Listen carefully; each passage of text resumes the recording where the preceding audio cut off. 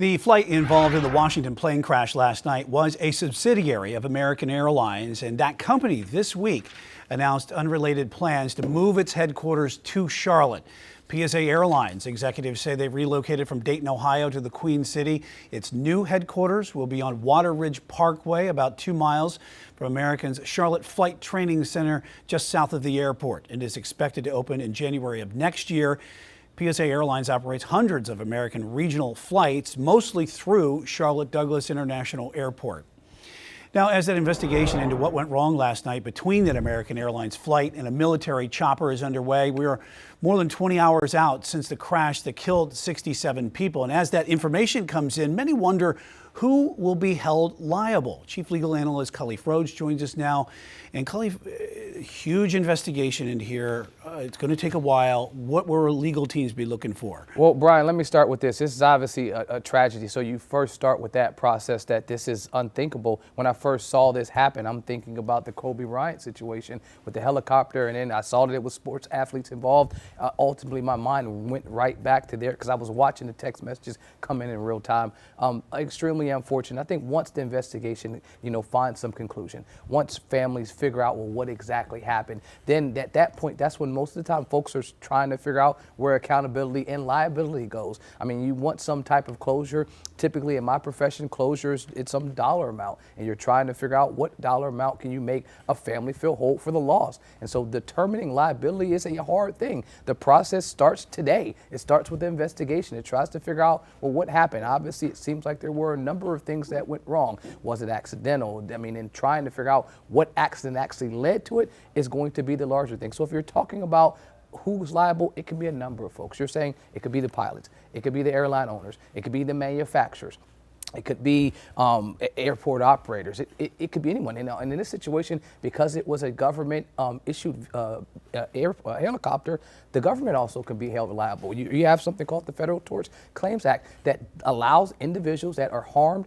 by government action to sue and bring claims against the government. So there are multiple avenues you could go when trying to figure out how to get accountability and how to find liability, but you won't know any of that until more facts come out. And it'll take some time before you find wrongful death suits or whatever going forward. And this type of thing, there is precedent for air disasters that we've seen before. Most notably, 2009, the Colgan air crash outside of Buffalo, New York, was the last disaster that 100%. And in those types of claims, I have to overemphasize, these just take a long time. I'll start with this. Every time I talk to a family about litigation, period, I say litigation is expensive, litigation is extremely long. You may start today, you may end this thing 5, 6, 7 years from now. And that process is a long, it's very, you're telling your story and rehearing the story over and over again. So not just is it hard to deal with because of the length of time, it's hard to deal with because it kind of rehashes exactly what is occurring. But at the same time, you're attempting to try to find some peace, some type of closure. Yes, there'll be wrongful death claims. There'll be some type of, and that's a basic negligence claim. So was there duty? Was there breach? Was there causation? And were there damages? That duty is obviously, I'm on a flight. You're supposed to get me from point A to point B without any type of interference. Did you breach that duty? And the causation portion is generally, that's what we'll talk about, who's responsible. Was it the airline's fault? That obviously will be known by further research. There'll be investigations on top of investigations. And even this, the attorneys themselves will have their own investigators. So even after there's an extensive report that will be put out by every agency that's involved in this, any law firm that touches this will have a private investigator and a private investigation company looking at finding out exactly what happened, so you can rest assured that the folks involved with this will get ultimate closure before this is over. Talk about precedent here, and also going back to something you said about the military possibly being responsible. Is there any kind of precedent of something like that happening before, where the military has been sued? Oh, I mean, that's why we have this claim. I mean, this started in 1946, so the military and the federal government have been sued multiple times in these types of claims. Now, the success rate varies, and it really depends on that C portion, that causation. Even if they owed you a duty, even if they breached that duty, if they weren't the actual cause, the proximate cause, and the standard is but for but for them failing to do something, you were harmed.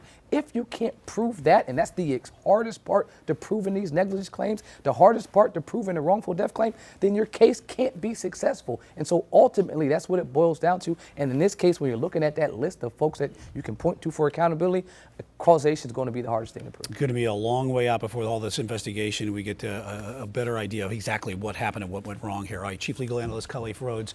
Thanks, Jim. Over to you.